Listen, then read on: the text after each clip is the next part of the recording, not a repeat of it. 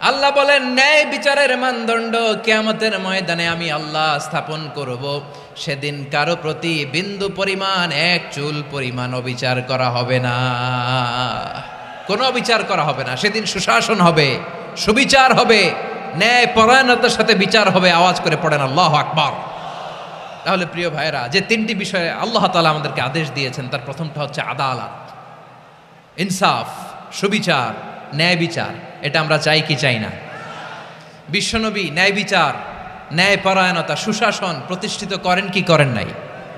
আপনারা বিশ্বনবীর সিরাত যারা পড়েছেন, আপনি দেখবেন বিশ্বনবীর সিরাতের পরতে পরতে, বাঁকে বাঁকে, সিরাতের বাঁকে বাঁকে এই আদালতের নমুনা মেলে। সুবহানাল্লাহ বলেন। ছোট্ট একটা নমুনা রাসূল সাল্লাল্লাহু আলাইহি ওয়াসাল্লামের আসসিরা আল আতেরা থেকে ছোট্ট একটা নমুনা আপনাদের খেদমতে এখানে উপস্থাপন করি। বিশ্বনবী সাল্লাল্লাহু আলাইহি ওয়াসাল্লাম মক্কা বিজয় করলেন ৮ম হিজরিতে। মক্কা বিজয় শেষে তিনি কয়েক সপ্তাহ মক্কাতে অবস্থান করলেন। ইন দ্য মিন টাইম মক্কার একটা ভেরি প্রেস্টিজিয়াস অ্যান্ড ডিগনিফাইড ফ্যামিলির নারী চুরিতে ধরা পড়ল। কিসে ধরা পড়ল? সবাই বলেন কিসে? আমাদের সমাজে আসেনি এটা? আছে? ছোট না বড়?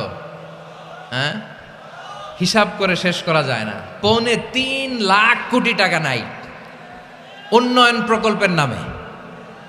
উন্নয়ন প্রকল্পের নামে ৩.৫ লাখ কোটি টাকা নাই। ৩.৫ লাখ কোটি টাকা লিখতে পারবেন আপনি? এক টানে লিখতে পারবেন? বুঝতেছেন কত বড় সংখ্যা? হ্যাঁ, বনু মাখজুমিয়া গোত্রের এক নারী মক্কায় চুরিতে ধরা পড়ল। বলেন তো চুরি করলে বিধান কি? কি কাটতে হবে? চুরির বিধান হলো হাত কেটে দাও। তাও সেটা গোপনে নয়, প্রকাশ্যে জনসম্মুখে হাত কেটে দাও। বনু মাখজুমিয়া গোত্রের নারী যখন চুরিতে ধরা পড়ল, সাহাবারা চিন্তায় পড়ে গেলেন। সবেমাত্র মক্কার লোকেরা কালিমা পড়ে মুসলমান হয়েছে, ইসলামের আইন কানুন তেমন জানে না, ইসলামী শরিয়ার সাথে বেশি পরিচিত নয়। এখনই যদি বিশ্বনবী চুরির যেই বিধান এটা যদি কায়েম করে হাত যদি কেটে দেয়, না জানি মক্কার লোকেরা আবার বিগড়ে যায়, না জানি মক্কার লোকেরা আবার মুরতাদ হয়ে যায়, না জানি মক্কার লোকেরা ইসলাম থেকে দূরে সরে যায়। চলো চলো, সাহাবীরা মিলে পরামর্শ করলেন, চলো বিশ্বনবীর কাছে যে বলি, ও নবী, শুধু কেবলমাত্র একমাত্র এই নারীর জন্য চুরির হাত কাটার বিধানটা আপনি একটু থামিয়ে দেন। চুরির হাত কাটার যে বিধান এইখানে একটু রহিত করে দেন, বাকিগুলা কইরেন মদিনাতে যে চলবে, কিন্তু মক্কায় এবারের জন্য মাফ করে দেন। কিন্তু কে বলবে? এই যে পরামর্শ, সাজেশন, এটা কে দিবে বিশ্বনবীর কাছে? সাহাবারা চিন্তায় পড়ে গেলেন। আল্লাহর নবীর সামনে দাঁড়িয়ে আল্লাহর দেয়া হুদুদ, আল্লাহর দেয়া বিধান থামিয়ে দেওয়া, মাফ করে দেওয়া, এই কথা বিশ্বনবীর সামনে বলার সাহস তো কেউ রাখে না। কেউ কেউ বলল, বিশ্বনবীর পালক পুত্র যায়েদ বিন হারেসার সন্তান উসামারে বিশ্বনবী নাতির মতো আদর করে, বড্ড বেশি ভালোবাসে উসামারে। এজন্য সাহাবারা উসামাকে বলতো হিব্বু রাসূলিল্লাহ, বিশ্বনবীর ভালোবাসা। কি বলতো? সাহাবীরা বললেন, বিশ্বনবীর ভালোবাসা হিব্বু রাসূলিল্লাহ, উসামারে পাঠাও। উসামারে বিশ্বনবী নাতির মতো স্নেহ করে, মায়া করে, ভালোবাসে। আমরা পারবো না, উসামা পারবে। সবাই মিলে ফুলিয়ে ফুসিয়ে ওসামাকে, ছোট্ট ওসামাকে রাজি করালো। ওসামা, এমন এমন কথা যে তুমি বিশ্বনবীর কাছে বলতে হবে, পারবা নাকি? ওসামা বলে, পারবো। সাইয়েদনা ওসামা রাদিয়াল্লাহু তাআলা আনহু তরুণ সাহাবী বিশ্বনবীর কাছে গেলেন, যে বললেন, নবী, বনু মাখজুমিয়া গোত্রের এক নারী চুরিতে ধরা পড়েছে, এবারের জন্য কি এই মহিলাটারে মাফ করে দিলে হয় না? এবারের জন্য একটু ক্ষমা করা যায় না নবী?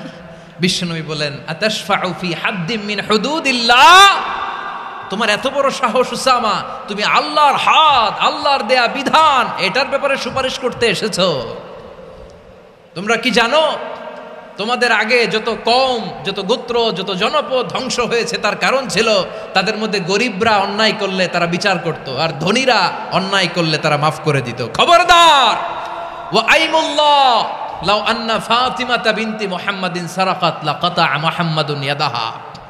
বিশ্বনবী বললেন, ওরে ওসামা, বানু মাখজুমিয়ার ওই প্রেস্টিজিয়াস এন্ড ডিগনিফাইড ফ্যামিলির মেয়ে তো দূর কি বাত, অনেক দূরের কথা। জেনে রেখো ওসামা, আমার কলিজার টুকরা, নয়নের পুটুলি ফাতেমাও যদি মক্কার জমিনে আজকে এই চুরির দায়ে ধরা পড়তো, আমি বিশ্বনবী মুহাম্মদুর রাসূলুল্লাহ ধরে ফাতেমার ডান হাতটা কেটে দিতে এক বিলম্ব দেরি করতাম না। ইন্নাল্লাহা ইয়া'মুরু বিল আদল, আমাদেরকে জাস্টিস শিখায়। পশ্চিমারা আমাদেরকে ইনসাফ শিখায়, আমাদেরকে সুশাসন শিখায়। আর ইনসাফ, সুশাসন, ন্যায় বিচার, সুবিচার, জাস্টিস কারে বলে বিশ্বনবীর বায়োগ্রাফি থেকে জেনে নাও। এই ছিল বিশ্ব ইসলামের আদালতের নমুনা। আপনি যদি সাইয়েদনা ওমর ফারুকের জীবনের দিকে তাকান, এমন কঠোর, এমন বীর সেনানী ছিলেন। সাইয়েদনা ওমর ফারুক যদি রাস্তার এই মাথা দিয়ে হাঁটা শুরু করতেন, শয়তান ওমর ফারুককে দেখলে ওই রাস্তা রেখে দিয়ে অন্য রাস্তা দিয়ে হাঁটতো। সুবহানাল্লাহ। ওমর ফারুক রাদিয়াল্লাহু তাআলা আনহু কি পার্সোনালিটি ছিল, কি পার্সোনালিটি। আমাদের এলাকায় ছোট বাচ্চারা রাতে ভাত খেতে চায় না, আমার মেয়েটাও খেতে চায় না। এই এটা দিব, ওইটা দিব, আজকে মাহফিলে আসার সময় বলে দিছে লিস্ট করে এটা এটা আনতে হবে। তো ছোট্ট বাচ্চাদের অনেক বায়না থাকে, ওরা রাতে খেতে চায় না। তো মায়েরা বিভিন্ন ভয় দেখায়, এই বাঘ আসবে, বাঘ আসবে খাও, এই ভূত আসবে, ভূত আসবে খাও। আপনারা কি বলেন চট্টগ্রামে? কি আসবে? হ্যাঁ, ভূত, ভূত, ভূত আসবে, বাঘ আসবে, খাও খাও খাও, তাড়াতাড়ি খাও। তো বাচ্চারা এগুলো শুনে ভয়ে খেতে শুরু করে। মদিনার জামিনেও একই ঘটনা ঘটতো। মদিনার ছোট্ট ছোট্ট সোনামণিরা খেতে চাইতো না। তো মায়েরা বলতো, হা হুয়া ইয়াতি উমর, হা হুয়া ইয়াতি উমর, ওই যে ওমর আসতেছে, ওমর। ওমরে ফারুকের কথা শুনলে বাচ্চারা একেবারে ঠান্ডা। সুবহানাল্লাহ পড়বেন না? প্রভু তুমি বলেছ রাসূল দেবে না, বলনি দেবে না ওমর, বলনি দেবে না হামজা তারিক, খালিদ বিজয় সমর।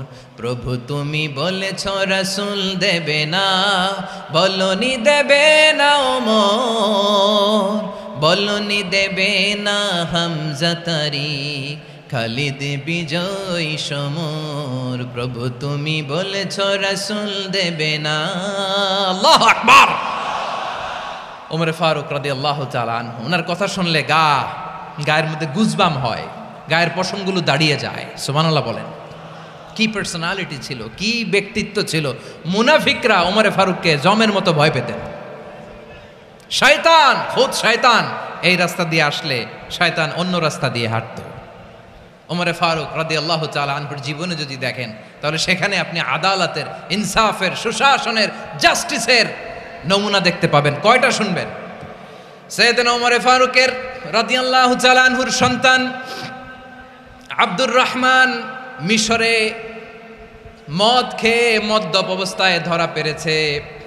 মদ খাওয়ার কারণে, মদ যদি কেউ পান করে আর যদি প্রমাণিত হয়, তার বিচার হলো 80 বেত। আওয়াজ করে বলেন কয় বেত? বাংলাদেশেও তো এই আইন আছে নাকি? বাংলাদেশে আছে? হ্যাঁ, মদ খাইলে 80 বেত, এই আইন বাংলাদেশে চালু হোক। আমরা চাই কি চাই না? চাই সবাই। এজন্যই তো ইসলাম ভাল লাগে না। ইসলামকে ভাল লাগে না। ইসলামকে আউট করে রাখতে পারলেই তো এরকম বড় বড় বোতল খাওয়া যায়। একেবারে সহজ, পানির মতো সহজ, হিসাব একেবারে সহজ। ওমর ফারুক রাদিয়াল্লাহু তাআলা আনহুর ছেলে ভুল করে মদ পান করে ফেলেছিলেন। আব্দুর রহমান, ঘটনা ঘটেছে মিশরে। মিশরের গভর্নর তখন আমর ইবনুল আস রাদিয়াল্লাহু তাআলা আনহু। আব্দুর রহমানের ভাই যে গভর্নরকে বলল, গভর্নর যদি একটু দয়া করেন, খলিফার ছেলে আমার ভাই আব্দুর রহমান মদ্যপ অবস্থায় ধরা পড়েছে, জনসম্মুখে যদি আপনি বেত্রাঘাত করেন আমাদের প্রেস্টিজ থাকে না, যদি 80 বেত আপনি মারেন আমার কোনো কথা নাই, কিন্তু ঘরের ভেতরে মারেন। আব্দুর রহমানের ভাইয়ের সুপারিশ শুনে সাইয়েদনা আমর ইবনুল আস রাদিয়াল্লাহু তাআলা আনহু রাজি হয়ে গেলেন। ঘরের ভেতরে লোকচক্ষুর আড়ালে 80 বেত তিনি মানলেন। কিন্তু ঘটনাক্রমে এই কথা লুকিয়ে লুকিয়ে ঘরের ভেতরে 80 বেত মারার কথা সাইয়েদনা ওমর ফারুক মদিনা থেকে জানতে পারলেন। মদিনা থেকে তিনি ফরমান জারি করলেন, এই বিচার যেমনটি আমর ইবনুল আস আদায় করেছে, এটা প্রকৃতপক্ষে আদায় হয় নাই।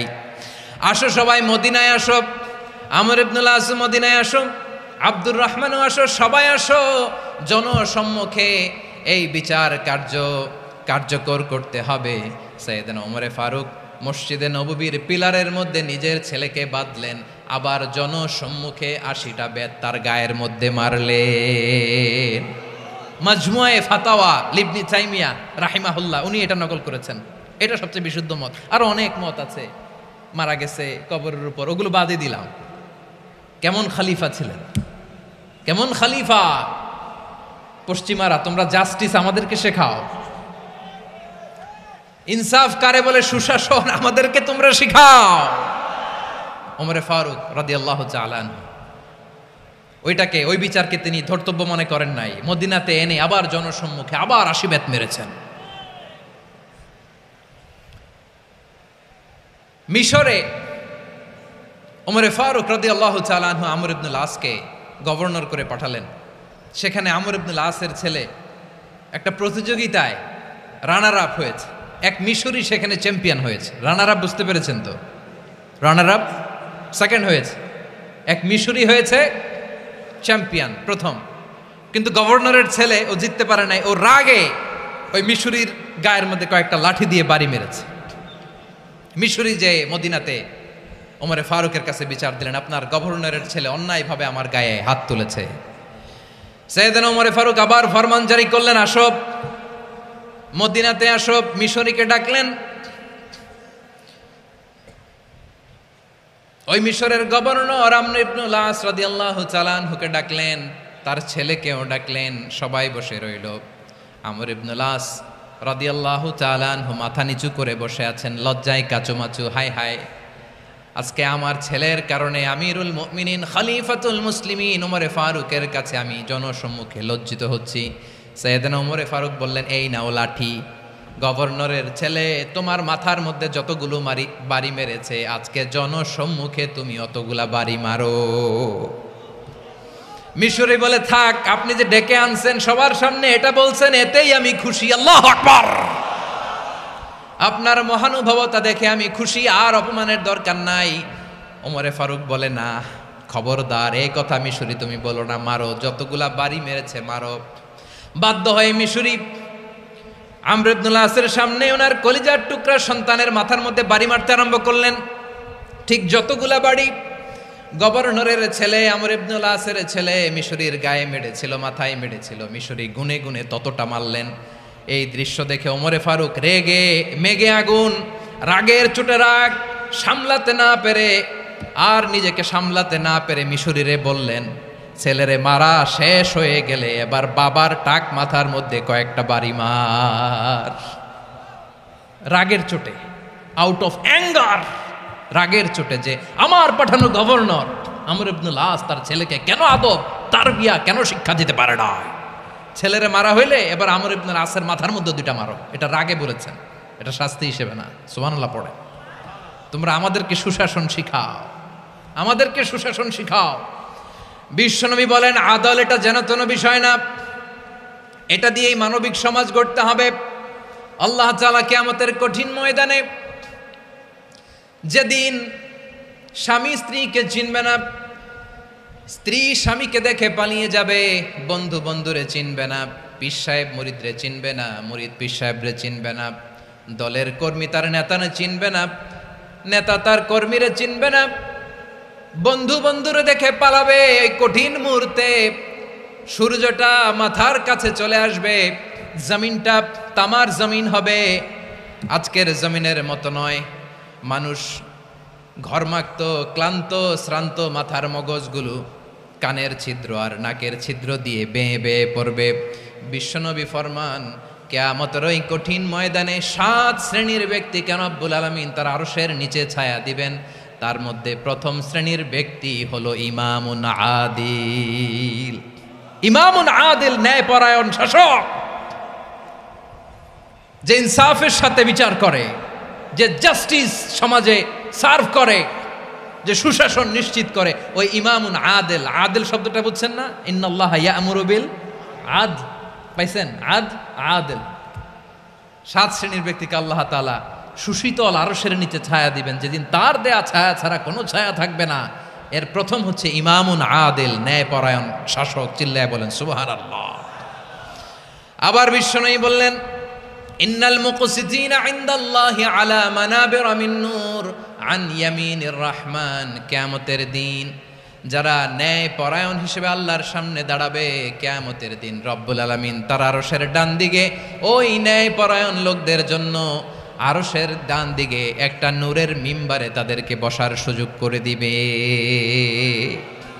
আল্লাহর আরশের ডান দিকে ন্যায় পরায়ণ লোকদের জন্য আল্লাহ তাআলা নূরের মিম্বার বানাবে। চারটেখানে কথা মনে করেছেন? আল আদাল, জাস্টিস, ইন্নাল্লাহা ইয়া'মুরু বিল আদল। আল্লাহ তাআলা এই আদালতের নির্দেশনা দেয়, সুবিচার, সুশাসন। প্রিয় ভাইয়েরা, এটা আমরা বাংলাদেশে চাই কি চাই না? এই যে অরাজকতা, এই যে অন্যায়, এই যে জুলুম, এই যে ইনকনসিস্টেন্সি সমাজের অসঙ্গতির প্রধান কারণ জাস্টিস নাই, সুবিচার নাই, সুশাসন নাই। শেষবারের মতো আওয়াজ করে বলেন তো, আমরা বাংলাদেশে আদল চাই কি চাই না?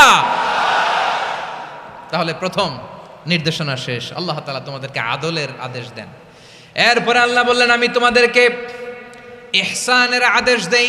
ইন্নাল্লাহা ইয়া'মুরু বিল আদলি ওয়াল ইহসান। আমি তোমাদেরকে যেমনি আদলের নির্দেশনা দেই তেমনি ভাবে তোমাদেরকে ইহসানের নির্দেশনা দেই। ইহসান, আওয়াজ করে সবাই বলেন তো ইহসান। সবাই বলেননি, সবাই বললে এতটুকু আওয়াজ হবে আমি বিশ্বাস করি না। আওয়াজ করে বলুন আল ইহসান। ইহসান মানে কারো প্রতি সফট হার্টেড হওয়া, মহানুভব হওয়া, অনুগ্রহ পরায়ণ হওয়া, অনুগ্রহশীল হওয়া, একে অপরের প্রতি দয়াদ্র হওয়া। একে অপরের প্রতি দয়াদ্র অনুগ্রহশীল হওয়া ছাড়া মানবিক সমাজ কশিনকালেও গঠন করা সম্ভব না। প্রিয় ভাইয়েরা, সুন্দর আচরণ দিয়ে, ইহসান দিয়ে যা জয় করা যায়, নরম আচরণ দিয়ে যেটা অর্জন করা যায়, কঠোরতা দিয়ে সেটা পারা যায় না। বিষ্ণু ঈসা ইসলাম ইহসান দিয়ে, কোমল আচরণ দিয়ে, তার অনুগ্রহ দিয়ে তিনি অনেক কাফিরের হৃদয়কে জয় করে ফেলেছেন। সাইয়েদনা সুমামা ইবনে উসাল রাদিয়াল্লাহু তাআলা আনহুর কথা মনে পড়ে যায়। তিনি ছিলেন ইয়ামামার বাদশা। মদিনাতে বিশ্বনবীকে হত্যা করার নিয়তে এসেছিলেন, গোপনে গোপনে বিশ্বনবীকে হত্যা করে আবার ইয়ামামাতে তিনি ফিরে যাবেন। কিন্তু কি অবাক করা কাণ্ড, হত্যা করতে পারে নাই, সাহাবাদের হাতে তিনি ধরা পড়ে গেলেন। সাইয়েদনা সুমামা ইবনে উসাল রাদিয়াল্লাহু তাআলা আনহু হত্যার নিয়তে আসলেন, কিন্তু হত্যা করতে পারলেন না। সাহাবারা ওনাকে ধরে ফেললেন, ধরে মসজিদে নববীর পিলারের মধ্যে বেঁধে রাখলেন। সুমামা ইবনে উসাল, সিরাত থেকে শুনেন, সিরাত থেকে শোনাচ্ছি। রাদিয়াল্লাহু তাআলা আনহু ইয়ামামার অধিপতি ছিলেন। ইয়ামামা বিশ্বনবীকে হত্যার জন্য আসছেন, ধরা পড়ে গেছেন, এখন মসজিদে নববীতে বেঁধে রাখছে, তার মানে বন্দী। এখন স্ট্যাটাস কি?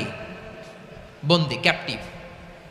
তো বিষ্ণু ঈসা ইসলাম সাহাবাদেরকে বললেন, তার খোঁজ খবর নিও, সুমামা ইবনে উসালের খোঁজ খবর নিও।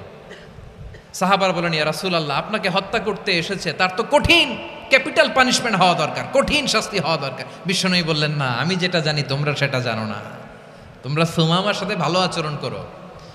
বিশ্বনবী সুমামার কাছে গেলেন।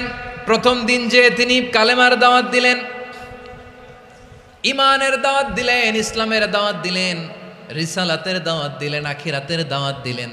পরের দিন যে বিশ্বনবী সালাতের দাওয়াত দিলেন, যাকাতের দাওয়াত দিলেন, ইসলাম কি, কিভাবে, কেমন করে পালন করতে হয় চমৎকার আর্টিকুলেট করতে শুরু করলেন। তন্ময় হয়ে সুমামা ইবনে উসাল রাদিয়াল্লাহু তাআলা আনহু বিশ্বনবীর কথাগুলো শুনতে আরম্ভ করলো। একদিন নয়, দুই দিন নয়, টানা 3 দিন বিশ্বনবী সুমামার কাছে ইসলামকে প্রেজেন্ট করেছেন, উপস্থাপন করেছেন। আওয়াজ করে বলেন, কয় দিন? 3 দিন। 3 দিন মসজিদে নববীতে বাঁধা। আর সাহাবীদেরকে বললেন, তার খোঁজ খবর নিও, তোমরা যে রুটি বানাও এর মধ্যে সবচেয়ে ভালো আটার রুটিটা তারে দিও, সবচেয়ে রিফাইন্ড খেজুর, যেটা পিওর খেজুর, এটা তারে দিও। আর বিশ্বনবী নিজের উট থেকে দুধ দহন করে ওনার বাড়ির এক কর্মচারীকে বলেছেন, দুধ দহন করে সুমামার জন্য নিয়ে যেও। সুবহানাল্লাহ পড়বেন না?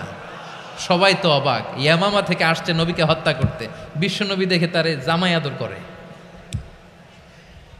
তাকে মজার মজার খাবার দিও, দুধ দিও, আদর আপ্যায়ন করো। একদিন নয়, 2 দিন নয়, টানা 3 দিন বিশ্বনবী এভাবে সুমামার কাছে যেয়ে ইসলামকে প্রেজেন্ট করতে আরম্ভ করলেন। ইসলামকে উপস্থাপন করতে শুরু করলেন, আর তাকে চমৎকার এন্টারটেইনমেন্ট আপ্যায়ন দিতে আরম্ভ করলেন। টানা 3 দিন যখন ইসলামের দ্য বিউটিজ অফ ইসলাম, ইসলামের সুমহান বাণী সৌন্দর্য তার কাছে উপস্থাপন শেষ, তাকে আপ্যায়ন শেষ, বিশ্বনবী বললেন সাহাবেদেরকে, যাও এবার সুমামার হাতের পায়ের রশি দুটো খুলে দাও। তারা বললেন, ইয়া রাসূলুল্লাহ, কি বলেন আপনি? ও তো হত্যাকারী, সুযোগ পায় নাই, আপনারে মারতে পারে নাই, ছেড়ে দিলে আবারও আপনার উপর তলোয়ার নিয়ে ঝাঁপিয়ে পড়বে। নবী, এই সিদ্ধান্ত আপনি নিতে যাবেন না। বিশ্বনবী বললেন, যেটা বলেছি সেটা করো, সুমামার রশিগুলো ছেড়ে দাও, সুমামার হাতে পায়ের রশিগুলো যে তোমরা খুলে দাও। সাহাবারা তর্ক জুড়ে দিলেন, লা ইয়া রাসূলুল্লাহ, এমনটা করবেন না, তো ভয়ঙ্কর ভয়ঙ্কর খুনি, কি জানি কি হয়ে যায়। বিশ্বনবী বললেন, না, তার হাতে পায়ের রশিগুলো খুলে দাও।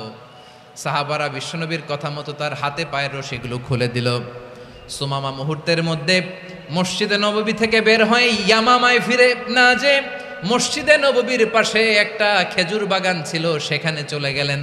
সেখানে একটা ছোট্ট কুয়া ছিল, কুয়ার পানি দিয়ে তিনি গোসল করলেন। সুবহানাল্লাহ পড়েন। কুয়ার পানি দিয়ে গোসল করে মসজিদে নববীর সামনে এসে বিশ্বনবী এবং সাহাবাদের সামনে দাঁড়িয়ে সাব্বাবা উঁচু করে বললেন, আশহাদু আল্লা ইলাহা ইল্লাল্লাহ ওয়া আশহাদু আন্না মুহাম্মাদান আবদুহু ওয়া রাসূলুহু। আল্লাহু আকবার। আমি সাক্ষ্য দিচ্ছি আল্লাহ ছাড়া কোনো ইলাহ নাই, আর মুহাম্মদ আল্লাহ তাআলার প্রেরিত বান্দা এবং রাসূল। প্রিয় ভাইয়েরা, ইহসান দিয়ে যা জয় করা যায়, কঠোরতা দিয়ে সেটা কঠিনকালেও জয় করা যায় না। আওয়াজ করে বলেন ঠিক কি না? এবার সুমামা দাঁড়িয়ে বলে, ওগো নবী, আমি তো কালিমা পড়ে মুসলমান হয়ে গেলাম, এবার শোনেন, এই মুহূর্তের আগে আপনার চেহারার চাইতে নিকৃষ্ট কোনো চেহারা আমার কাছে ছিল না, কিন্তু শাহাদা পাঠ করার পরে আপনার চেহারার চাইতে উত্তম শ্রেষ্ঠ কোনো চেহারা আমার কাছে আর নাই। ও নবী, আজকের দিনের আগে ইসলাম ধর্মের চেয়ে নিকৃষ্ট অপছন্দনীয় কোনো ধর্ম আমার কাছে ছিল না, কিন্তু এই মুহূর্ত থেকে ইসলামের চেয়ে সেরা শ্রেষ্ঠ পছন্দনীয় কোনো ধর্ম আমার কাছে নাই। নবী গো, আজকের দিনের আগে মদিনার চাইতে অপছন্দনীয় নিকৃষ্ট কোনো শহর আমার কাছে ছিল না, কিন্তু এই মুহূর্তের পর থেকে মদিনার চাইতে কোনো শ্রেষ্ঠ শহর আমার জানা নাই। সে ছিল গমের বড় ডিলার, গম বেচত। কি বেচত? তার গম কিনে মক্কার লোকেরা রুটি খাইতো। সে ঘোষণা দিল, আজকে থেকে মক্কাবাসীদের জন্য সব গম আমি হারাম করে দিলাম, মক্কাবাসী এখন না খেয়ে মরে। সুবহানাল্লাহ পড়বেন না? মক্কাবাসী বিশ্বনবীর কাছে আসলেন, এসে বললেন, মুহাম্মদ, আমরা তো তোমার ভাই, তোমার চাচা, তোমার ভাতিজা, তোমার আত্মীয়, তুমি সুমামারে বলো সে যেন আবার গমের সাপ্লাই মক্কার জন্য অনুমতি দিয়ে দেয়। বিশ্বনবীর অনুমতি ক্রমে সুমামা আবার মক্কাতে গম পাঠাতে শুরু করলো। পড়েন সুবহানাল্লাহ। ইহসান, ইহসান দিয়ে আপনি যেটা জয় করতে পারবেন, you can win the heart of your enemies. ইহসান দিয়ে আপনি আপনার শত্রুর হৃদয়কে জয় করতে পারবেন। আওয়াজ করে বলেন ঠিক কি না?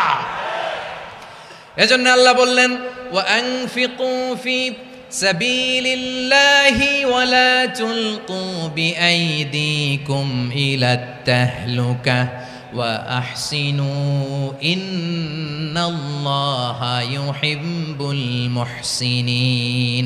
তোমরা আল্লাহর রাস্তায় দান করবে আর নিজেরা নিজেদেরকে ধ্বংসের হাতে ঠেলে দিও না। তোমরা একে অপরের প্রতি ইহসান করবে, কারণ ইহসানকারীদেরকে আল্লাহ বড্ড ভালোবাসেন। সুবহানাল্লাহ পড়েন। আবার সূরা রহমানে আল্লাহ বললেন, হাল জাযাউল ইহসানি ইল্লাল ইহসান ফাবিআইয়ি আলা, সবাই পড়েন, ফাবিআইয়ি আলাই রাব্বিকুমা তুকাযযিবান। ইহসানের প্রতিদান হিসেবে ইহসানি হয়। বিশ্বনবী সুমামার প্রতি যেমন ইহসান করেছেন, সুমামাও ঠিক তেমন ইহসান ফিরিয়ে দিয়েছে। ঠিক কিনা বলেন? তাহলে 1 নম্বরে হচ্ছে আদ, ন্যায় বিচার। 2 নম্বরে সবাই বলেন ইহসান, সদাচরণ। ইহসান 2 ধরনের প্রিয় ভাইরা, ইহসান ফিল ইবাদা, ইহসান ফিল মুআমালা।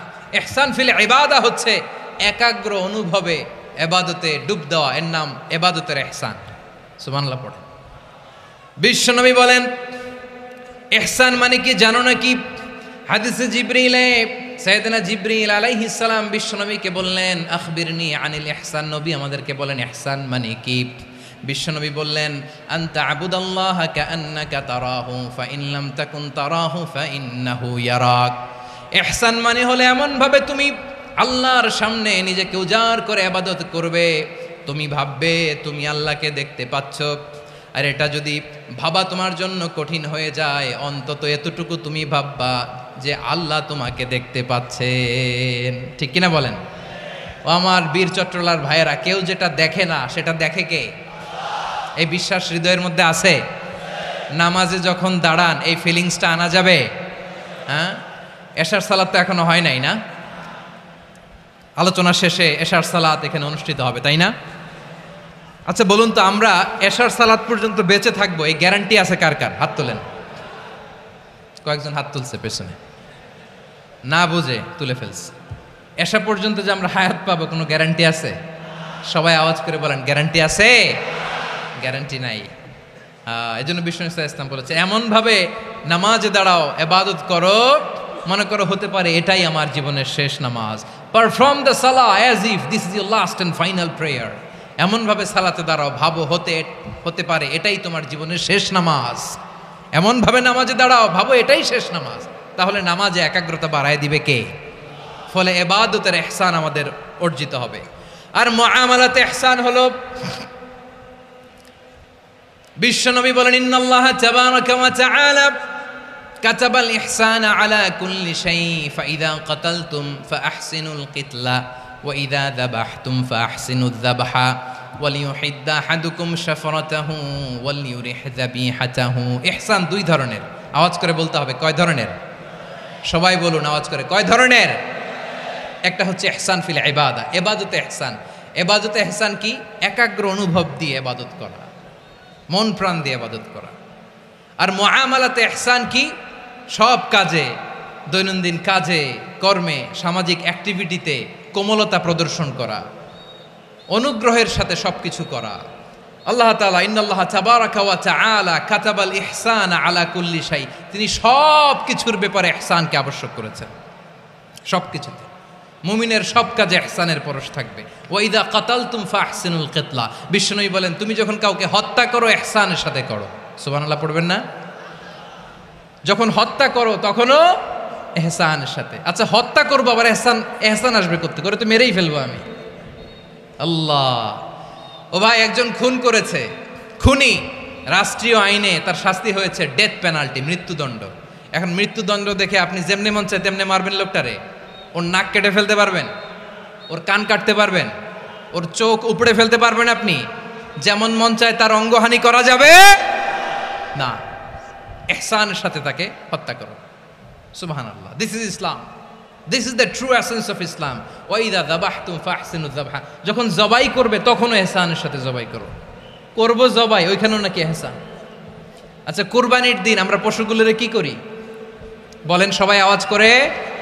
জবাই। জবাই মানে তো এটার মেরেই ফেলতেছি, একটু পরে তো টুকরো টুকরো করে গোশতগুলো খাবো, এটা তো খাবো, এটা তো মেরেই ফেলবে। বিষ্ণু বলে না, জবাইয়ের মধ্যেও মুমিনের জবের ভেতরেও ইহসানের পরশ থাকা চাই।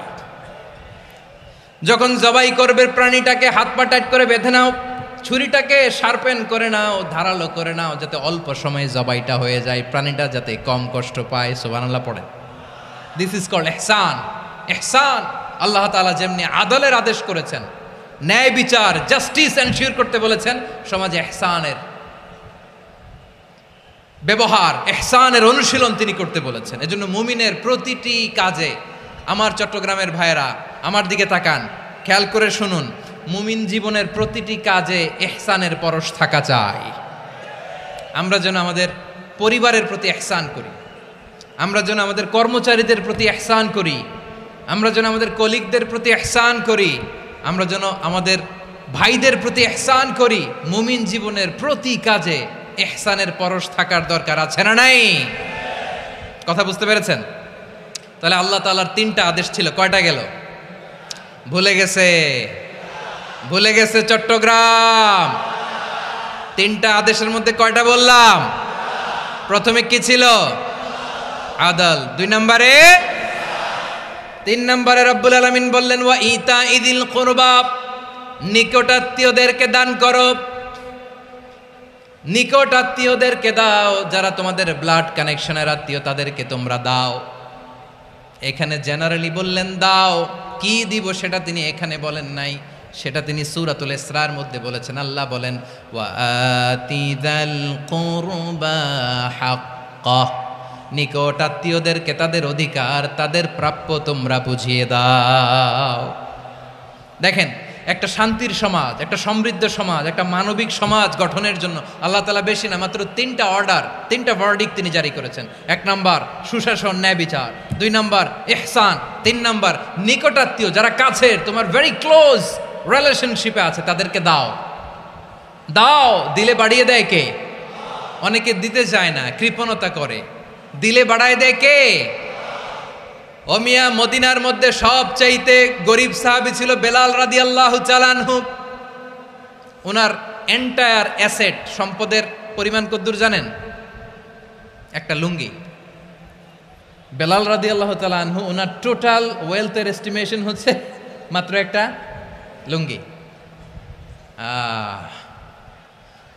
একটা লুঙ্গি, টোটাল ওয়েলথ এস্টিমেশন, টোটাল সম্পদের পরিমাণ বেলাল রাদিয়াল্লাহু তাআলা আনহুর কি ছিল? কথা বোঝে নাই বোধহয়। কি ছিল? ওই বেলাল রাদিয়াল্লাহু তাআলা আনহুকে বিষ্ণু ইসলাম বলেছেন, আনফিক ইয়া বেলাল, ও বেলাল তুমিও দাও।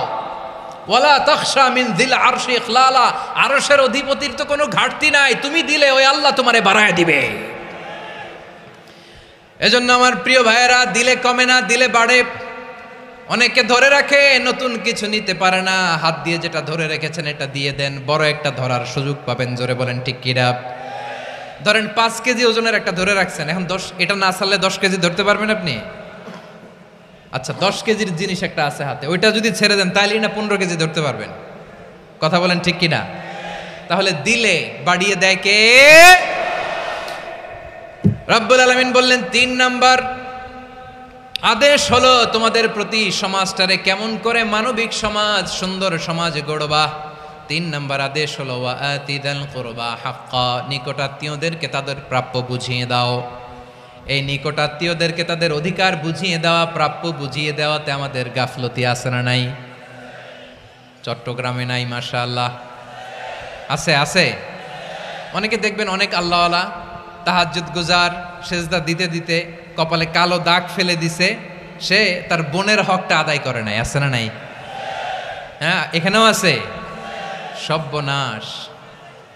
অনেক বড় হাজী সাহেব, বিশাল লম্বা দাড়ি, ছেলেরে সব দিয়ে দিছে, মেয়েরে কিছু দেয় নাই, মেয়ের হক আদায় করে নাই। আছে না নাই? এই হাজী সাহেবেরা, এই আল্লাহওয়ালারা কিয়ামতের ময়দানে আটকে যাবে। আপনি অন্যের অধিকার নষ্ট করেছেন, তাদের রাইটসকে ভায়োলেট করেছেন। এজন্য আল্লাহ তাআলা বলেন, কারো অধিকার যদি কেউ নষ্ট করে, ওই সমাজটা মানবিক সমাজ কঠিনকালেও হতে পারে না। এজন্য 3 নম্বর আল্লাহ বললেন ওয়া ইতা ইদিল কুরবা, নিকটাত্মীয়দেরকে দাও। কি দিবা? তাদের অধিকার দিয়ে দাও।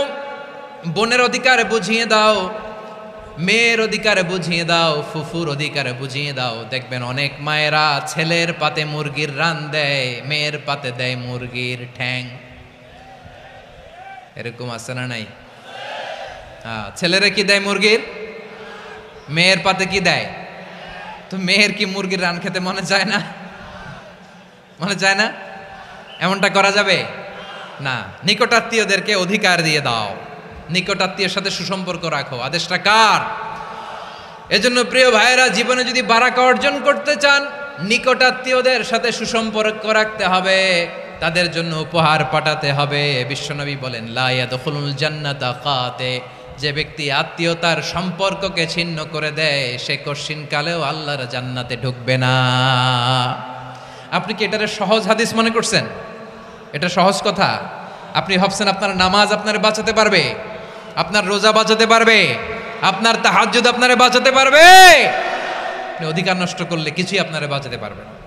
এজন্য নিকট আত্মীয়দেরকে দিতে হবে বেশি বেশি। বিশ্বনবী বলেন ইন্না সাদাকাতা আলাল মিসকিনি সাদাকা ওয়া আলা যির রাহিমি ইসনাতান সাদাকাতুন ওয়া সিলা। মিসকিনরে দান করলে শুধু দানের সওয়াব হয়, নিকট আত্মীয়কে দান করলে 2টার সওয়াব হয়, সাদাকার সওয়াব হয়, আবার আত্মীয়তার বন্ধন অটুট রাখার সওয়াব হয়ে যায়।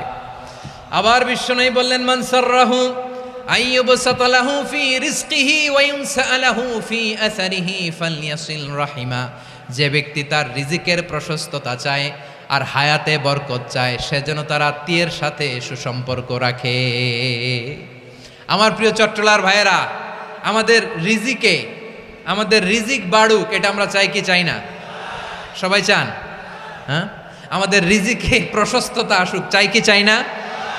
আমাদের হায়াতে বরকত আসুক, আমরা চাই কি চাই না? এই দুইটা যদি চান তাহলে নিকটাত্মীয়দের সাথে সুসম্পর্ক রাখবেন, পারবেন?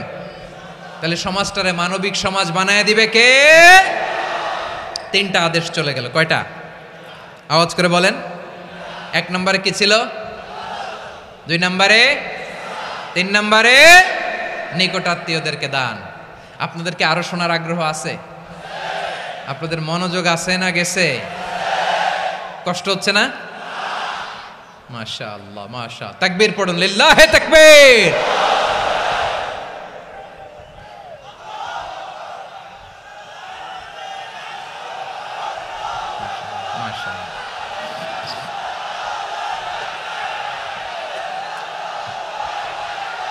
আমার প্রিয় ভাইয়েরা, আল্লাহ তাআলা 3টা জিনিসের যেমনি আদেশ করেছেন, অনুরূপভাবে 3টা বিষয় তিনি বারণ করেছেন, নিষেধ করেছেন। ওগুলোর কাছেও যাওয়া যাবে। শুনবেন। রাব্বুল আলামিন বলেন, ওয়ায়ানহা আনিল ফাহশাই ওয়াল মুনকারি ওয়াল বাগি।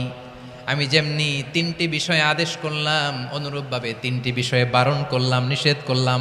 আমার 1 নাম্বার নিষেধাজ্ঞা হলো অশ্লীলতার প্রতি।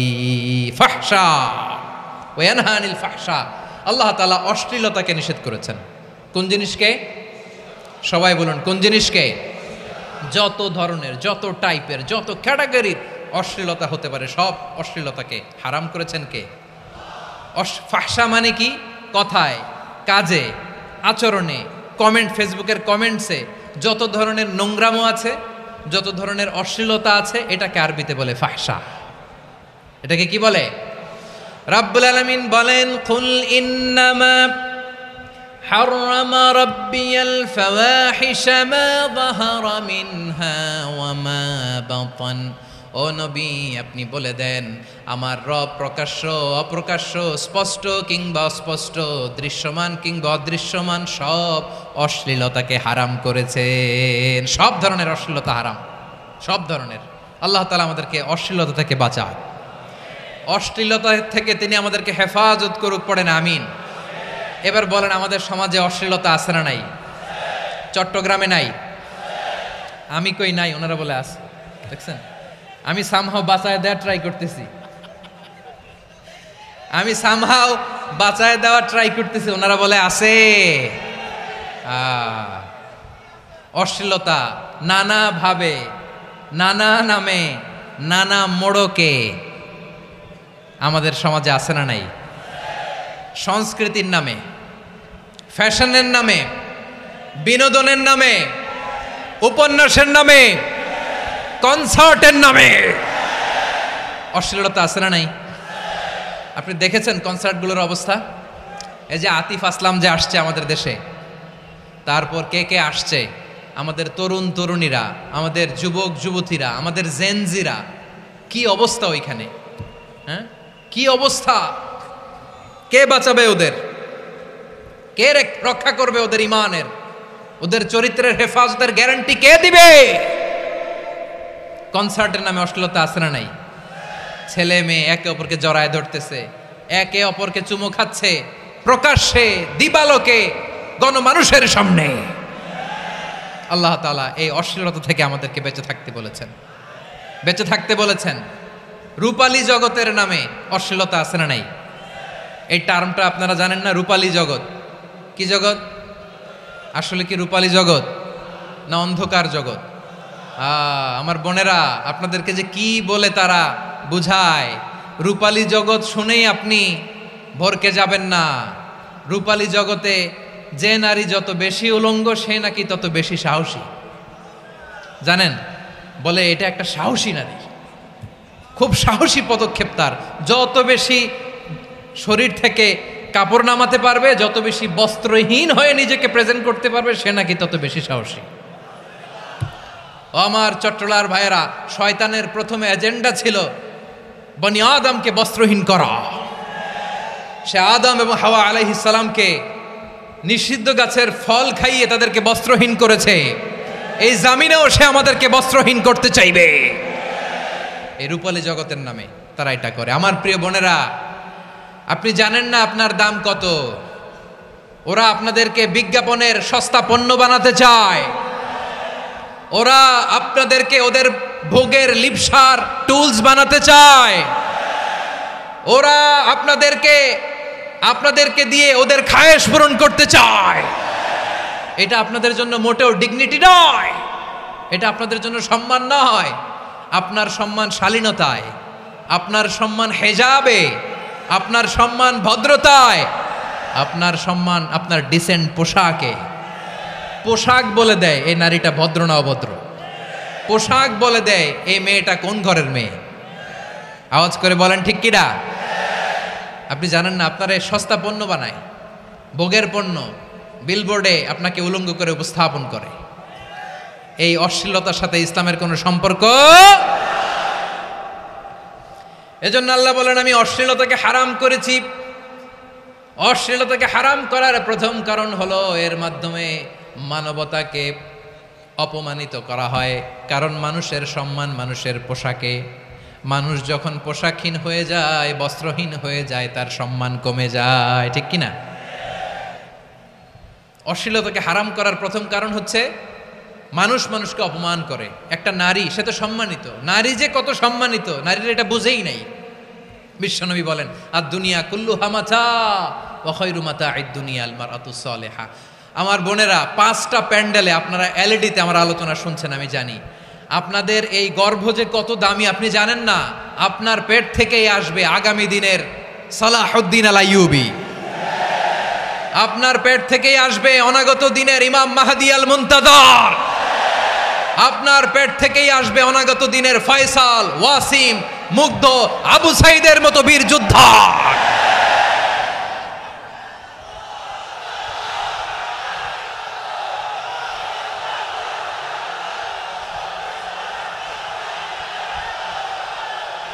আমার প্রিয় বোনেরা, আমার প্রিয় বোনেরা, বিশ্বনবীর কথার ওজন খেয়াল করেন। আর দুনিয়া কুল্লুহা মাতা ওয়া খায়রু মাতা'আদ দুনিয়া আল মারআতুস সালিহা। দুনিয়ার সবকিছুই অ্যাসেট, এর মধ্যে সবচেয়ে দামি অ্যাসেট নেককার নারী। আপনার গর্ভ যে কত দামি আপনি জানেন না। নিজের সময়টাকে কাজে লাগান, কোরআন পড়েন, সুন্নাহ পড়েন। আপনার অনেক দায়িত্ব ঘরে। You are the MD of your family. একটা family it's a very big institution. পরিবার একটা অনেক বড় প্রতিষ্ঠান। And you are the MD of your institution. আপনি এই পরিবারের MD, managing director of your family. এখানে আপনার কত দায়িত্ব। আপনি ছেলেমেয়েদেরকে তারবিয়া করবেন। আপনি আপনার স্বামীর জন্য ঘরটার জান্নাতের নীর বানাবেন। আপনার জন্য জান্নাতের ডুপ্লেক্স বাড়ি ওইখানে তৈরি করে রাখবে কে? আপনি যে কত দামি আপনি জানেন না। নারীদেরকে আল্লাহ বানিয়েছেন উচ্চতর করে, নিম্নতর নয়।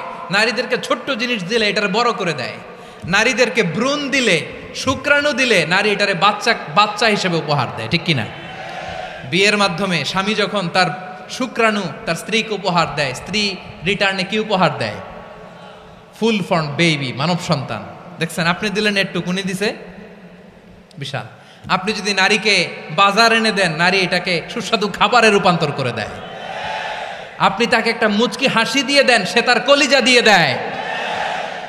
কিন্তু যদি আপনি তার মনে কষ্ট দেন, সে আপনার জীবনকে জাহান্নাম বানায়া দেয়। খবর আছে, নারীর মন বুঝতে পারলে নেয়ামত, বুঝতে না পারলে কিয়ামত। ঠিক কিনা বলেন? আমার প্রিয় বোনেরা, আপনি যে কত দামি আপনি জানেন না। জানেন না আপনি কত দামি, অনেক দামি আপনি। আপনাদেরকে যেন ভোগের সস্তা পণ্য বানাতে না পারে আপনাদেরকে সচেতন থাকতে হবে, সজাগ থাকতে হবে, কনসার্ন থাকতে হবে। শয়তানের ওই হাতছানির দিকে আর নজর দেওয়া যাবে না। তাহলে কেন আল্লাহ তাআলা এই ফাহশা অশ্লীলতাকে হারাম করলেন? 1 নাম্বার, এতে হিউম্যান ডিগনিটি কমে। 2 নাম্বার, এতে মানুষের অধিকার নষ্ট হয়। আপনি বিয়ে করেছেন এরে, পরকিয়া করেন ওর সাথে, এরকম আছে না নাই? স্ত্রীর অধিকার নষ্ট করেছেন। আপনি বিবাহ সম্পর্কে আবদ্ধ হয়েছেন তার সাথে, আপনি পরকিয়া করেন ওই ছেলের সাথে, আপনি আপনার হাজবেন্ডের সাথে বিট্রে করেছেন। এজন্য আল্লাহ অশ্লীলতাকে হারাম করেছেন। অশ্লীলতাকে হারাম করার আরেকটা কারণ হচ্ছে আল্লাহ তাআলা এই হিউম্যান জেনারেশনকে এটাকে প্রিজার্ভ করতে চায়। হিফজুন নাসল, এটা মাকাসিদুশ শরিয়ার অনেক গুরুত্বপূর্ণ একটা মাকাসিদ, অনেক গুরুত্বপূর্ণ। আপনার নাসল, আপনার জেনারেশনকে সংরক্ষণ করা। এই যে আসতেছে ফেব্রুয়ারি, কত ফেব্রুয়ারি জানো? এটা কি বিশ্ব ভালোবাসা দিবস? হ্যাঁ, কি দিবস? এই বিশ্ব ভালোবাসা দিবসের সাথে মুসলমানদের কোনো সম্পর্ক নাই। আমার প্রিয় ভাইরা, এই যে আপনি অবৈধ সম্পর্কে জড়ালেন, কেন আল্লাহ অশ্লীলতাকে হারাম করেছে দেখেন। বলতেছিলাম যে এটা আপনার নাসল, আপনার জেনারেশন, আপনার লিনিয়েজ, আপনার বংশকে প্রিজার্ভ করা। কে কার বাবা, কে কার মা, বাবা মা জানা, প্রজন্মকে প্রিজার্ভ করা, এটা ইসলাম ওয়াজিব করে দিয়েছে। এই যে অবৈধ সম্পর্কের কারণে, বিশ্ব বেহায়া দিবসের কারণে, এগুলোর আউটপুট হিসেবে মাঝে মাঝে এই ঢাকা মেডিকেলের ডাস্টবিনে নবজাতকের বাচ্চার কান্নার আওয়াজ শুনতে পাওয়া যায়। চট্টগ্রাম মেডিকেলের ডাস্টবিনে নবজাতকের কান্না শুনতে পাওয়া যায়।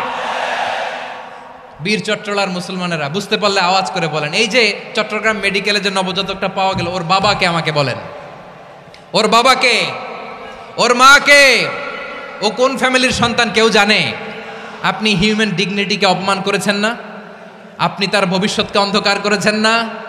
আপনি তার লিনিয়েজকে প্রশ্নবিদ্ধ করে দিয়েছেন না?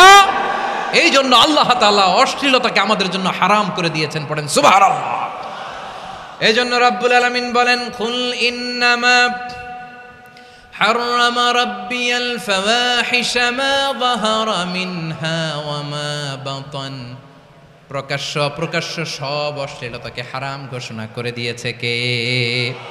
আবার দুনিয়ার বুকে যারা অশ্লীলতার প্রসার করে তাদের জন্য শাস্তি মজুদ রেখেছে কে? রব্বুল আলামিন বলেন, ইন্নাল্লাযীনা ইউহিব্বুনা আন তাশিআল ফাহিশাতু ফিল্লাযীনা আমানু লাহুম আযাবুন আলীমুন ফিদ দুনিয়া ওয়াল আখিরাতি ওয়াল্লাহু ইয়ালামু ওয়া আনতুম লা তা'লামুন। নিশ্চয়ই যারা বিশ্বাসীদের মাঝে অশ্লীলতার প্রচার প্রসার করতে চায় তাদের জন্য আমি মর্মন্তুদ শাস্তি প্রস্তুত করে রেখেছি, দুনিয়াতেও রেখেছি, আখিরাতেও রেখেছি। ঘোষণাটা কার? যারা এই নাটকের নামে, সিনেমার নামে, রূপালী জগতের নামে, মুভির নামে, ওটিটি প্ল্যাটফর্মের নামে আমার সমাজে অশ্লীলতা ছড়াতে চায় তাদের জন্য কঠিন মর্মন্তুদ শাস্তি মজুদ রেখে দিয়েছে কে? ও আমার বোনেরা, এখনো আপনি জাগবেন না? এখনো আপনার চিন্তার দুয়ারে এখনো নাড়া পড়ে নাই? ওরা আপনাকে উলঙ্গ বানাতে চায়, ওরা আপনাকে আইটেম গার্ল বানাতে চায়। এজন্য ইসলাম অশ্লীলতাকে হারাম করেছে। হারাম। ইসলাম বলেছে যোজন যোজন দূরে থাকো, ওরা বলে না কাছে আসো, কাছে আসার গল্প, ক্লোজ আপ ওয়ান, কাছে আসার গল্প আছে না নাই? চট্টগ্রামে তো এগুলো নাই মাশাআল্লাহ। হ্যাঁ, এখানেও আছে ক্লোজ আপ ওয়ান, কাছে আসার গল্প। আল্লাহ বলেন ওয়ালা তাকরাবুজ জিনা, কাছেও এসো না, জিনা থেকে যোজন যোজন কিলো দূরে থাকো, ওরা বলে কাছে আসার গল্প। আমার বীর চট্টলার ভাইয়েরা, কাছে আসতে হলে আমরা কোরআনের কাছে আসব, কাছে আসতে হলে নবীর কাছে আসব, কাছে আসার গল্প হবে আমার রবের কাছে আসার গল্প। চিল্লায় বলো ঠিক কিনা?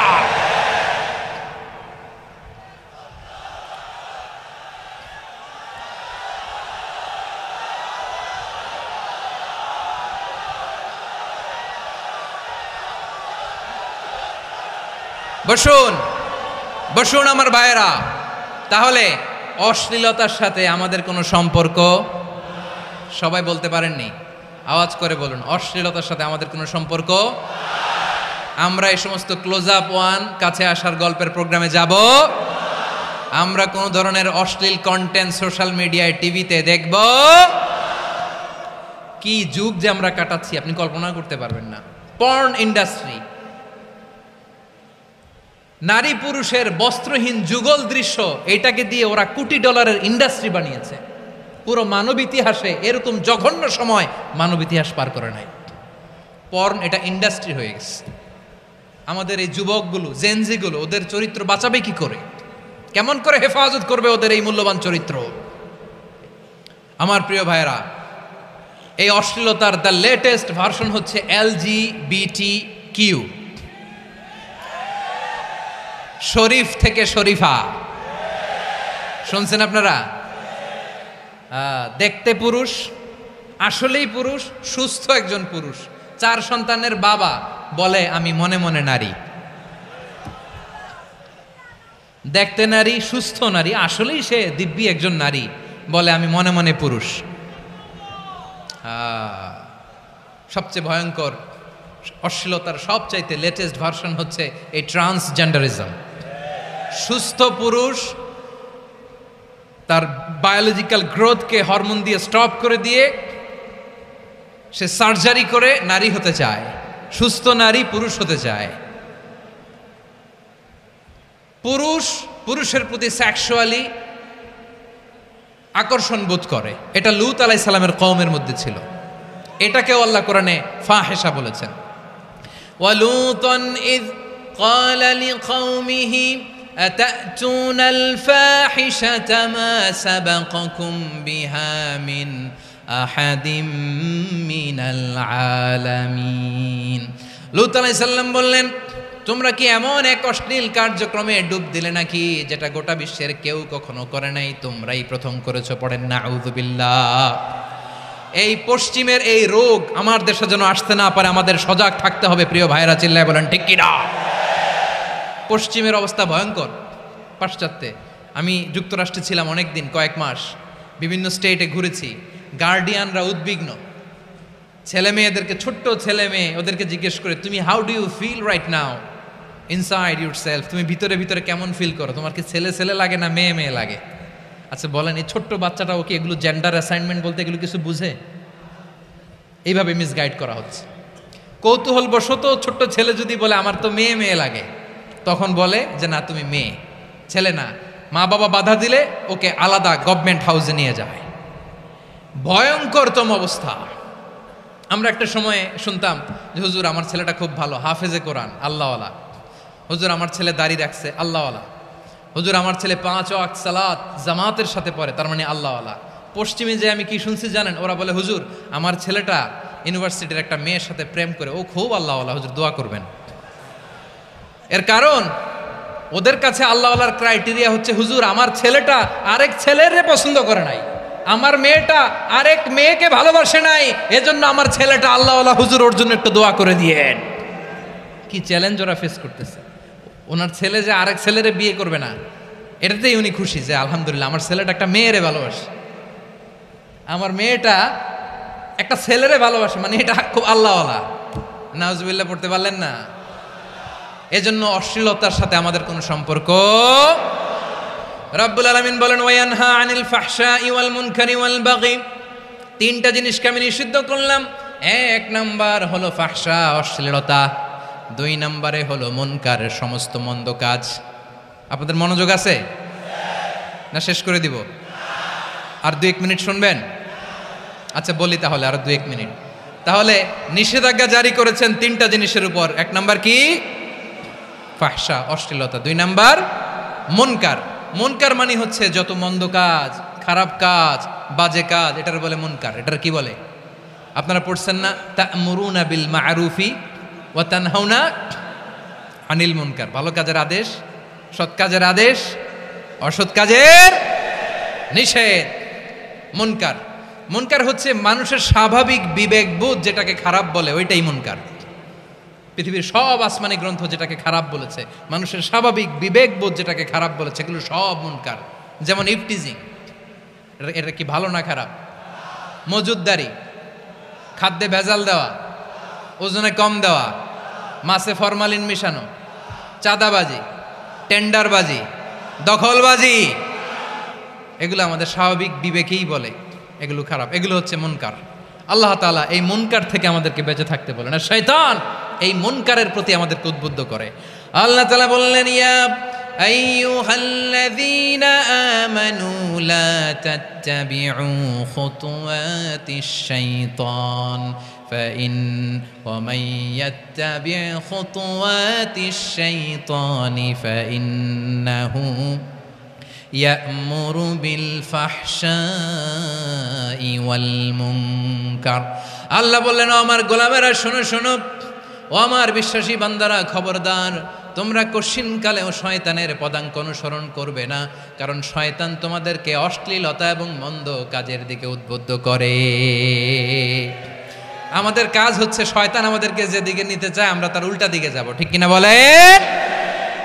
শয়তান এই মন্দ কাজকে আমাদের কাছে বিউটিফাই করে চাকচিক্যময় করে আমাদের সামনে উপস্থাপন করে। এজন্য আল্লাহ বলেন মুনকারকে থামাতে হবে, মুনকার প্রতিরোধ করতে হবে। মুনকার প্রতিরোধের দায়িত্ব শুধু আমাদের নাকি? শুধু আপনার খতিব সাহেবের, ইমাম সাহেবের, নাকি মুসলিম উম্মার সবার? আওয়াজ করে বলুন, মুনকার অসৎ কাজ প্রতিরোধের দায়িত্ব কার?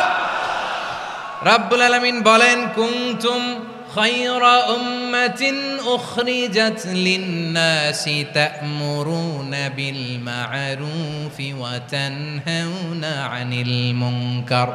তোমাদেরকে শ্রেষ্ঠ জাতি করে জমিনের মধ্যে আবির্ভূত করা হয়েছে, যাতে করে তোমরা জমিনের ভেতরে সৎ কাজের আদেশ করতে পারো আর অসৎ কাজের নিষেধ করতে পারো।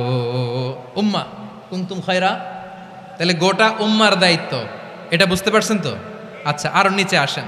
এরপরে আল্লাহ বললেন, শুধু উম্মা না, এই জমিনের রাজত্ব আমি যাদের হাতে দেই, এই জমিনের মালিক আমি যাদেরকে বানিয়ে দেই, যাদেরকে আমি সরকারের দায়িত্ব দেই, তাদেরকেও মুনকার প্রতিরোধের দায়িত্ব দিয়েছে কে? আল্লাহ বলেন, যারা ক্ষমতার মসনদে বসেছে তাদেরকে 4 দফা কর্মসূচি আমি আল্লাহ দিলাম। আওয়াজ করে বলেন, কয় দফা?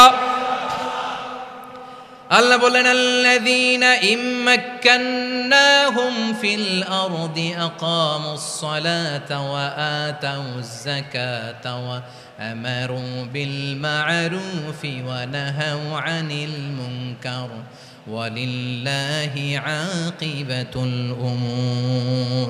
যারা এই জমিনের উত্তরাধিকার হয়েছে তারা 4 দফা কর্মসূচি নিয়ে সামনে আগাবা। সালাত কায়েম করবা, যাকাত আদায় করবা, সৎ কাজের আদেশ দিবা, অসৎ কাজ থেকে মুনকার প্রতিরোধ করবা। আদেশটা কার? আমার প্রিয় চট্টলার ভাইয়েরা, পুরো উম্মার দায়িত্ব মুনকার প্রতিরোধ করা, সরকার প্রধানের দায়িত্ব মুনকার প্রতিরোধ করা। এরপর আল্লাহ বলেন, প্রতিটা ফ্যামিলির যিনি প্রধান সিইও বাবা, প্রত্যেক বাবারও দায়িত্ব এই মুনকার প্রতিরোধ করা। আওয়াজ করে বলেন ঠিক কিনা? যেমনটি সাইয়েদনা লুকমান আলাইহিস সালাম ওনার কলিজার টুকরা সন্তানকে আদেশ করেছেন, ইয়া বুনাইয়া আকিমিস সালাতা ওয়া'মুর বিল মা'রুফি ওয়ানহা আনিল মুনকার। পড়েন সুবহানাল্লাহ। বাবা ছেলেকে সবক দিচ্ছে। কে সবক দিচ্ছে? কাকে? লুকমান আলাইহিস সালাম ছেলেকে বলতেছে, ওরে আমার কলিজার টুকরা সন্তান, ওরে আমার বাছা, নামাজ কায়েম করবা, সৎ কাজের আদেশ দিবা, আর মুনকার প্রতিরোধ করবা, অসৎ কাজ, সমাজ থেকে খারাপ কাজকে ঝেঁটে বিদায় করে দিবা।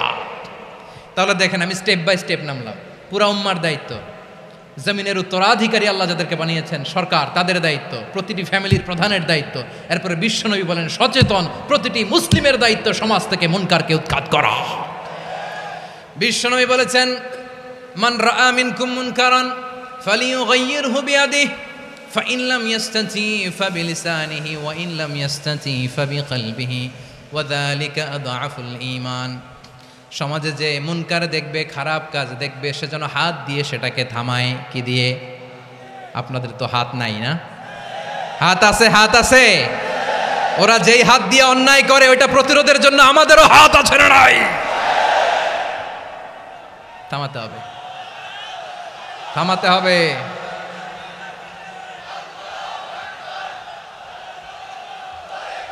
বসুন আমার প্রিয় ভাইয়েরা, ওরা ওদের যেই হাত দিয়ে টেন্ডারবাজি করে, চাঁদাবাজি করে, ইফটিজিং করে, দখলবাজি করে, যেই হাত দিয়ে, ওই মুনকার থামায় দেওয়ার জন্য আল্লাহর দিয়ে আমাদেরও 2টি হাত আছে না নাই? আমাদেরও হাত আছে। থামাইতে হবে, থামাইতে হবে, হিম্মত করতে হবে। আমার প্রিয় ভাইরা, না থামালে আমরাই ডুববো শেষমেশ। আমাদের বাঁচার জন্য হইলেও থামাইতে হবে। রব্বুল আলামিন বলেন, ওয়াত্তাকু ফিতনাতাল লা তুসিবান্নাল্লাযীনা যালামু মিনকুম খাসসা। ও আমার গোলামেরা, ওই আযাবকে ভয় করো যে আযাব যখন আমি জমিনের বুকে পাঠাই শুধু জালেমদেরকেই মারি না, আলেমদেরকেও মারি। আযাব যখন আসে তখন শুধু জালিমই মরে না, আলেমও মরে। জানেন, মুসা আলাইহিস সালামের পায়ে একবার একটা লাল পোকা কামড় দিয়েছে, লাল পিঁপড়া। লাল পিঁপড়া কামড় দিলে খুব আরাম লাগে না? কি লাগে? হ্যাঁ, জলে না? লাল একটা পিঁপড়া কামড় দিছে, তো উনি রেগে মেগে পাশি দেখে লাল পিঁপড়ার বাসা, পা দিয়ে ডলে মুছে সবগুলো পিঁপড়া মেরে ফেলছে। এই ঘটনাটা আল্লাহ ঘটিয়েছেন এজন্য মুসা আলাইহিস সালাম ছিলেন কালিমুল্লাহ, সরাসরি আল্লাহর সাথে কথা বলতেন। তিনি আল্লাহকে জিজ্ঞেস করেছিলেন, আল্লাহ তুমি যখন কোনো জনপদে আযাব পাঠাও, শাস্তি দাও, ওখানকার শুধু জালেমরাই তো মরে না, ভালো মানুষগুলাও মরে, তো আযাব দিবা মুশরিকদের উপর দিবা, অবাধ্যদের উপর দিবা, ভালো মানুষগুলারে মারো কেন? আল্লাহ বললেন, মুসা তোমার যে কামড় দিছিল পায়ের মধ্যে পিঁপড়া, কয়টা পিঁপড়া? জোরে বলেন। একটা পিঁপড়া, তো সবগুলারে মারলা কেন? রেগে মেগে পুরো পিঁপড়ার বাসা ভেঙে মেসাকার করলা কেন? এই মুসা, আমি যখন অ্যাকশনে যাই, আমি যখন শাস্তি দেই, তখন এত বাস বিচার করা হয় না, বাস বিচার করা যায় না। যখন অ্যাকশনে যাওয়া হয় ওইটা ডাইরেক্ট অ্যাকশন হয়ে যায়। চিল্লায় বলো ঠিক কি না? এজন্য আমাদের বাঁচার জন্য হলেও এই পাপ থামাতে হবে, এই শয়তানের অট্টহাসি থামাতে হবে, অন্যায় অপরাধ সমাজ থেকে আমাদের থামাতে হবে। কারণ আযাব আসলে ওরাও মরবে, আমরাও মরব। একটা জাহাজ 2 তলা, আপনি আছেন 2য় তলায়, শুনতেছেন? শুনতেছেন? জাহাজ কয় তলা? আপনি কোন তলায়? 2য় তলায়। নিচের তলার কিছু লোক জাহাজের তলা ছিদ্র করতে আরম্ভ করছে। কি ছিদ্র করতেছে? আচ্ছা, জাহাজের তলা ছিদ্র করলে তলা দিয়ে কি ঢুকে? এখন আপনি যদি বলেন আমার কি, আমি তো 2 তলায়, আমার কি, আমি তো সেফ, আমি ইন দ্য সেফ জোন, আমি তো ভালো আছি, আমি তো ভালো আছি, ওরা ছিদ্র করে ওরা মরবে। আসলে কি শুধু ওরা মরবে, নাকি তলা ফুটো হলে ভিতরে পানি ঢুকলে আপনারও সলিল সমাধি হবে? তলা দিয়ে যখন পানি ঢুকবে, জাহাজ ঢুকলে আপনিও মরবেন। এজন্য নিজে মরার আগে ওই পাগলগুলোর নিচতলায় যে থামাতে হবে। চিল্লায় বলেন ঠিক কি না? এজন্য আল্লাহ বললেন, মুনকার প্রতিরোধের দায়িত্ব সমাজের টপ টু বটম সবার। পুরো আম্মার দায়িত্ব, সরকার প্রধানের দায়িত্ব, প্রতিটি ফ্যামিলির প্রধান বাবার দায়িত্ব, বিশ্বনবী বললেন প্রতিটি সচেতন মুসলিমের দায়িত্ব। এজন্য মুনকার প্রতিরোধ করার দরকার আছে না নাই? সমাজে এই যে ইফটিজিং হয়, আপনার বোনের বয়সী একটা মেয়েকে কিছু বকাটে টিটকারি করে, এই বলে সেই বলে, নোংরা কথা বলে, রাস্তায় দেখেও আপনি পাশ দিয়ে না দেখার মতো চলে যান কেন? আপনি দাঁড়ান না কেন? আপনি দাঁড়ালেই তো থেমে যাবে, কারণ সত্যের যে শক্তি তার সামনে মিথ্যা মুখ থুবড়ে পড়ে। আপনার সামনে ও কিছুই না, নাথিং। আপনি দাঁড়ান, ওকে প্রশ্ন করেন যে আমার বোনকে তুমি ডিস্টার্ব করো কেন? আপনাকে দেখে আরো 5 জন দাঁড়াবে, 5 জনকে দেখে আরো 10 জন দাঁড়াবে। আমাদের নীরবতা আর আমাদের নিশ্চুপ থাকাই জালিমদেরকে আরো শক্তিশালী জালিম বানিয়েছে। এজন্য মুনকার প্রতিরোধের দায়িত্ব আমাদের সবার। টেন্ডারবাজি, চাঁদাবাজি, দুর্নীতি, অপরাধ, দখলদারিত্ব, মজুদদারি, এগুলো সব কিছু একসাথে প্রতিরোধ করতে হবে। ঠিক কিনা বলেন? একটা মানবিক সমাজ যদি চাই, প্রতিরোধ করতে হবে। প্রিয় ভাইয়েরা, আল্লাহর শপথ নিয়ে বলি, এই নাসিহাতগুলো সবার জন্য, সব দলের জন্য, সব মতের মানুষের জন্য। আমরা কোনো দলের প্রতি মানুষকে ডাকি না, আমরা ডাকি ইসলামের দিকে। সব দলের, সব মতের, সব মানুষদেরকে আমরা আহ্বান জানাই, আসুন আমরা একটা সুন্দর সমাজ বিনির্মাণ করি। এই যে নতুন বাংলাদেশের এক সুযোগ এসেছে, আর জীবনে হয়তো আসবে না, সামনের 100 বছর এই সময় আসবে না। আসুন দেশটাকে আমরা সাজাই, আসুন আমরা দুর্নীতি বন্ধ করি, আসুন আমরা চাঁদাবাজি বন্ধ করি, আসুন আমরা দখলদারিত্ব বন্ধ করি, আসুন আমরা এক দল আরেক দলকে নিশ্চিহ্ন করার যে রাজনীতি, এটা বন্ধ করি। সব দলের প্রতি আমার আহ্বান। আমি কিছুদিন আগে একটা নিউজ দেখলাম, ওই যে লন্ডনে বসে জনাব তারেক রহমান সাহেবকে আমি ধন্যবাদ দিতে চাই। উনি সংবাদ শোনা মাত্রই ওনার দলের অনেক চাঁদাবাজকে উনি বহিষ্কার করেছে। আই ডু অ্যাপ্রিসিয়েট, প্রতিটি দলের এরকম ইনিশিয়েটিভ নেওয়ার দরকার আছে না নাই? যে কোনো দলে এই প্র্যাকটিসটা থাকার দরকার আছে না নাই? চাঁদাবাজদের সাথে আপনারা নিজেদেরকে মুক্ত ঘোষণা করবেন যে এরা আমার দলের কর্মী হতে পারে না। আমরা চাঁদাবাজ মুক্ত বাংলাদেশ চাই, জুলুম মুক্ত বাংলাদেশ চাই, ফ্যাসিজম মুক্ত বাংলাদেশ চাই, গুণ খুন খারাপি মুক্ত বাংলাদেশ চাই। আমরা নতুন ভোরের বাংলাদেশ চাই। ওই বাংলাদেশ পাওয়ার জন্য মুনকার প্রতিরোধে, অন্যায় প্রতিরোধে যদি বাঘের বাচ্চার মতো, আবু সাইদের মতো দুই হাত উঁচু করে বুককে টান টান করে প্রসারিত করে দাঁড়াতে হয়, রাজি আছো মুসলমান? কারা কারা রাজি? আল্লাহকে হাত দেখিয়ে প্রতিজ্ঞা করো।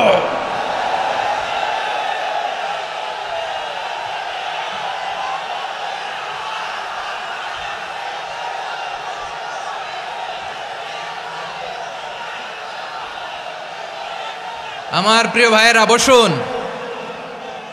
বসুন আমার ভাইয়েরা। রাব্বুল আলামিন বলেন, ওয়ায়ানহা আনিল ফাহশাই ওয়াল মুনকারি ওয়াল বাগি ইয়াইযুকুম লাআল্লাকুম তাযাক্কারুন। বসুন। আল্লাহ বললেন, আমি অশ্লীলতাকে নিষেধ করি, আমি সব ধরনের মন্দ কাজকে নিষিদ্ধ করি, সব শেষে আমি সীমা লঙ্ঘনকে তোমাদের জন্য নিষিদ্ধ করি। আলোচনা মনে আছে তো? না ভুলে গেছেন? নিষিদ্ধ করেছেন কয়টা জিনিস? 1 নম্বরে অশ্লীলতা, 2 নম্বরে মুনকার তথা সব মন্দ কাজ, 3 নম্বরে আল বাগি, সীমা লঙ্ঘন, ক্রসিং দ্য লিমিট। সীমা লঙ্ঘন করা ভালো না। We all should know our limits. চিল্লায় বলেন ঠিক কিনা? একই আয়াতে আল্লাহ বললেন, কুল ইন্নামা হাররামা রাব্বিয়াল ফাওয়াহিশা মা যাহারা মিনহা ওয়া মা বাতানা ওয়াল ইসমা ওয়াল বাগিয়া বিগাইরিল হক। অন্যায় ভাবে যে অবাধ্য হয়, যে সীমা লঙ্ঘন করে, তাদেরকেও আমি এটা হারাম করে দিলাম। সীমা লঙ্ঘন করা হারাম, সীমা লঙ্ঘন করা হারাম। আল্লাহ বারবার আমাদেরকে ওয়ার্নিং দেয়। যখন আমরা থামি না তখন আল্লাহ ধরে, আর যখন ধরে তখন ছাড়ে না। ধরে না, ধরলে আল্লাহ। ফেরাউনকে কিন্তু হুট করে ধরে নাই, আপনারা জানেন 9 বার ওয়ার্নিং দিয়েছে। ফেরাউনকে আল্লাহ তাআলা ওয়ার্নিং দিয়েছিল কয়বার? বীর চট্টলার বীর সেনানীরা আওয়াজ করে বলেন, ফেরাউনকে ধরার আগে ওয়ার্নিং দেওয়া হয়েছিল কয়টা? রাব্বুল আলামিন বলেন, ওয়ালাকাদ আতাইনা মূসা 9 আয়াতিন বাইয়িনাত। 9টা মুআজিজা দেখিয়েছি। 1 2 3 বারবার এইভাবে রিমাইন্ডার, ওইভাবে রিমাইন্ডার, এইভাবে নসিহাত, ওইভাবে দাওয়া। ফাকুলা লাহু কাওলান লাইয়িনা, নরম করে বলো, সফট করে বলো, যত ওয়ে হতে পারে দাওয়া মেথডোলজির। মূসা আলাইহিস সালামের সব অ্যাপ্লাই শেষ। 10ম বারে যে আল্লাহ ধরছে, 10ম বারে যে ধরেছে। এজন্য আল্লাহ বলেন, আমি সীমালঙ্ঘনকে পছন্দ করি না। কোরআনের অন্য আয়াতে বাগীকে বলা হয়েছে আল ইতিদা। সীমালঙ্ঘন যারা করে তাদেরকে আল্লাহ বলেছেন মুতাদিন। ওয়াকাতিলু ফি সাবিলিল্লাহিল্লাযীনা ইউকাতিলুনাকুম ওয়ালা তা'তাদু ইন্নাল্লাহা লা ইউহিব্বুল মুতাদিন। আমি সীমালঙ্ঘনকারীদেরকে কোশ্চিনকালেও পছন্দ করি না। আমরা যেন সীমালঙ্ঘন না করি। রাজি আছেন তো? যে কোনো ক্ষেত্রে ইবাদতে যেন সীমালঙ্ঘন না করি। অনেকে আমরা ইবাদতে সীমালঙ্ঘন করে ফেলি। বিশ্বনবী সাল্লাল্লাহু আলাইহি ওয়াসাল্লাম যেটা শিখিয়েছেন এর বাইরে যে অতিরিক্ত বুজুর্গ হতে চায়, এরকম আছে না নাই? করা যাবে না, কোনো ক্ষেত্রেই সীমালঙ্ঘন করা যাবে, এমনকি যুদ্ধক্ষেত্রেও না। বিশ্বনবী সাল্লাল্লাহু আলাইহি ওয়াসাল্লাম বলেন, খবরদার যুদ্ধক্ষেত্রেও সীমালঙ্ঘন করো না। কি সুন্দর ইসলাম আমরা পেয়েছি। বিশ্বনবী বলেন, খবরদার যুদ্ধের ময়দানে কোনো নারীর গায়ে হাত তোলো না, কোনো শিশুর গায়ে হাত তোলো না, কোনো গবাদি পশু হত্যা করো না, কোনো শস্যক্ষেত্র ধ্বংস করো না, ইবাদতরত অন্য ধর্মের কোনো সন্ন্যাসীর গায়ে হাত তোলো না। বলেন সুবহানাল্লাহ। তাহলে আমরা সীমালঙ্ঘন করতে পারবো? প্রিয় ভাইরা, একটা সুখী, সমৃদ্ধ, শান্তির সমাজ, মানবিক সমাজ যদি আমরা গঠন করতে চাই, আমাদের আল্লাহর দেয়া কয়টা আদেশ মানতে হবে বলেন দেখি? সবাই বলেন কয়টা? আর বেঁচে থাকতে হবে কয়টা জিনিস থেকে? আওয়াজ করে বলেন কয়টা? আচ্ছা, আদেশ নাম্বার 1 কি ছিল বলেন? আল্লাহর আদেশ কি? 1 নাম্বার আদাল, ন্যায়পরায়ণতা। আমরা সুবিচার, সুশাসন, ন্যায় বিচার চাই কি চাই না? 2 নম্বরে কি ছিল? মাশাআল্লাহ, আওয়াজ করে বলেন 2 নম্বরে কি ছিল? ইহসান। আমরা যেন সবার প্রতি দয়া পরবশ হই, ইহসান করি। 3 নম্বরে কি ছিল?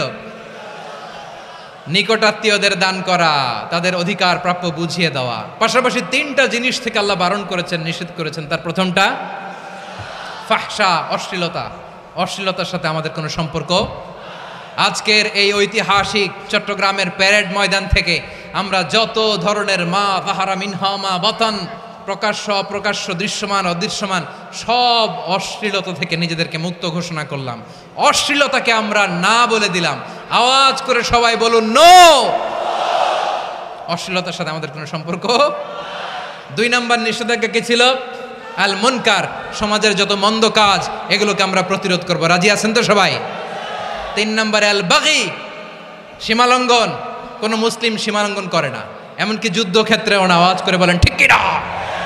রাব্বুল আলামিন শেষে বললেন ইয়াইদুকুম লাআল্লাকুম তাযাক্কারুন, আল্লাহ তোমাদেরকে উপদেশ দেন যাতে তোমরা শিক্ষা গ্রহণ করো। আমরা উপদেশ দিব, আমরা জোর করে কাউরে কিছু মানাতে চাই না। লা ইকরাহা ফিদ্দিন ওয়া যাক্কির ফাইন্না যিকরা তানফাউল মুমিনিন। উপদেশ দিলে এটা মুমিনদের কাজে দেয়। লাস্তা আলাইহিম বিমুসাইতির ইন্নামা আনতা মুযাক্কির। নবী হে, আপনি রিমাইন্ডার দাতা, আপনি উপদেশ দিবেন। আমরাও বিশ্বনবীর এই হাদিসগুলো থেকে, কোরআনের আয়াত থেকে রিমাইন্ডার, এই কথামালা, বাণীবাহক হিসেবে এই বাণীগুলো আপনাদের সাথে কাছে পৌঁছে দিলাম।